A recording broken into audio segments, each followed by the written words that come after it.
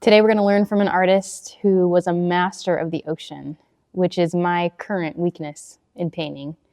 Hoping to get better at that, but we're going to learn something, even if this is going to be my greatest challenge. And you're going to learn a very interesting thing about him at the end of this video. But in the meantime, this is an interesting life that he lived, and you're going to enjoy him. Joaquin Sorolla.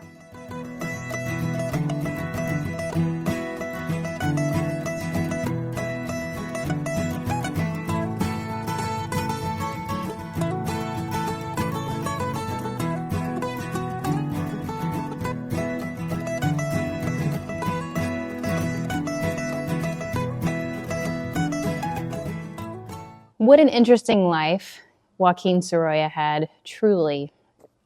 He is amazing from an early age. He did grow up an orphan, but I do believe he lived with his uncle. I think we have some reason to believe that because he worked with his uncle during the day.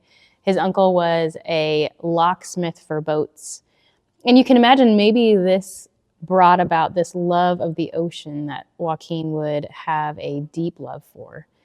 Now, at nighttime, he would go to a trade school, and he was a trade painter. He was training to become a trade painter. Here, they would paint signs. They would do things for businesses.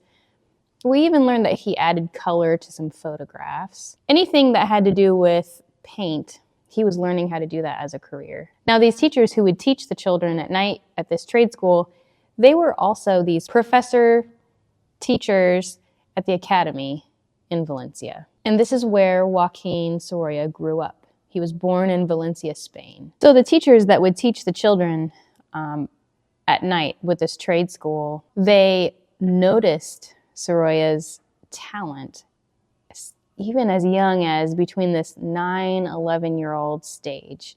And they noticed his skill for art. And they went to him and they said, "Hey, would your uncle be willing to give you up as a locksmith? We'll take you to the academy and we'll train you up to be a good artist." And his uncle gave him up to it. Probably thought this is a great opportunity for his nephew.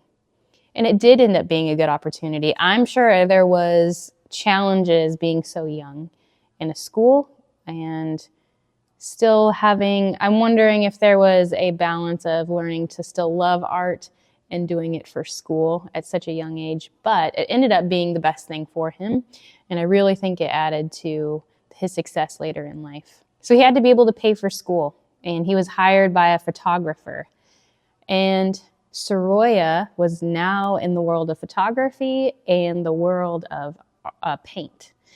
And I really also think that this really came together for him as a good artist, that his mind was constantly having to think about, in the photography world and the art world, both work with composition, light, subject matter, learning how to make interesting pictures work for the viewer. I think this was the best of two things that he had to work with all the time to grow in his skill as an artist. So there were all these little things along the way, I think, that really planted seeds of talent that would sprout for him as he went along the way. He eventually married this photographer's daughter. So this photographer became his father-in-law.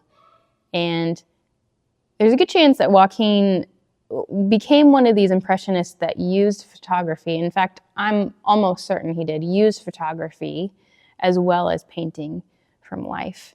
And if you ask some people, like art historians or people who are knowledgeable of these artists of the past, these great masters, there really was a shift in art when you were able to take a good photograph of a scene of regular life that was going on in cities or on beaches, and you could bring it back and paint it. There was something that you could capture a little differently with a camera, as much as we still value painting from life. Like I said in my last video, draw and paint from life. And he valued that too. But I do think that there were probably some good paintings that came from him because he was able to take photographs and use those in a way where he used his knowledge of photography, his knowledge of painting, and brought both good worlds together. And I find that really interesting. Tonight I'm going to paint a painting called Fisherwomen. And Joaquin is capturing a moment of women working out in the ocean, taking in the catch of the day from the boats to bring it into town to sell it in the marketplaces. And I love paintings like this. It's just normal stuff going on, but he's capturing it so beautifully. You can sense that he respects them as hard workers, supporting their kids and doing everything they can to work super hard. And I think that's important to him. I think it's important to him in a lot of his paintings to capture the importance of what people are doing in their everyday life, to work hard for their family, to provide enjoyment for children on the beach. So we're going to paint this, and I'm going to zoom in on this one particular woman who just looks like she's listening to a story of another woman as they are gathering the fish to take back. I love her facial expression. I love the emotion behind her listening, and I think she's just an interesting person to paint. And I love the colors in her outfit and everything. I like the light. So I'm going to give this a shot. And I think what my challenge will be, even though the ocean is like super simplified, it's still going to be a challenge for me. I haven't done a lot of water. And my dad is trying to give me tips here and there on how to simplify water. And so that's all I'm going to really do here is just really simplify the ocean, just like Joaquin did here. And then I'm going to get some tips from my dad on just how to practice water better. And maybe you can learn from that too. But that'll be in the next video. So here's Fisherwomen.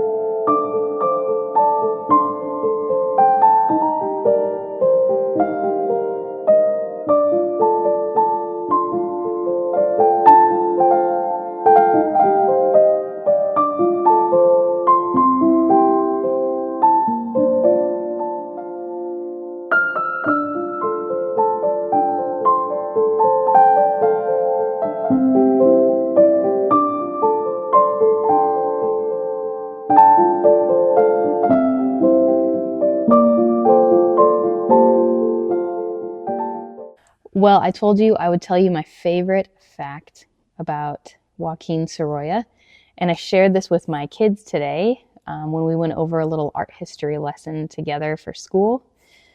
Joaquin Sorolla would have these giant paintbrushes, sometimes 5 to 6 feet long. And I have a picture here that I can show you that gives you a little idea of what it looked like for him to work with them.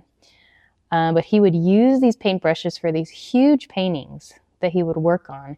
And what's really interesting is what he did to get better at brushwork with these giant brushes is he would take fencing lessons.